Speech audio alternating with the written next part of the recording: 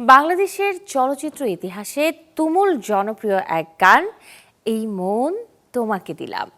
দীর্ঘ ৪৪ বছর পর সেই গানটি আবারও সিনেমার জন্য গাইলেন সাবিনা ইয়াসমিন।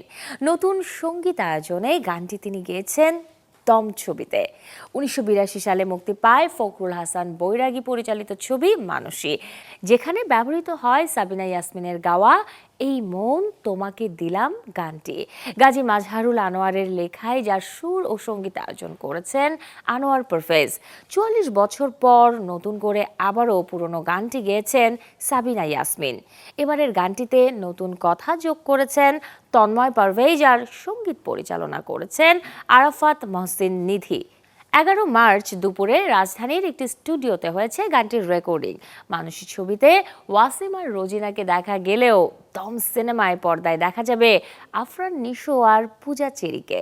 হাসছে রোজার ঈদে প্রেক্ষাগৃহে মুক্তি পাবে রেদওয়ান রনি পরিচালিত দম। খুবই অভিভূত এবং এত ভাল লেগেছে আমার প্রস্তাবটা পেয়ে, যে এত সুন্দর একটা গান, এত কালজয়ী একটা গান, গাজী ভাইয়ের লেখা, আনোয়ার পারভেজ ভাইয়ের সুরে।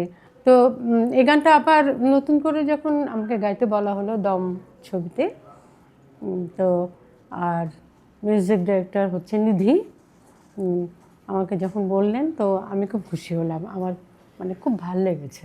নগদ নিয়ে এলো হার না মানা হার অফার। সর্বনিম্ন ১০,০০০ টাকা রেমিটেন্স নগদে পাঠালে থাকছে স্বর্ণের হার জেতার সুযোগ।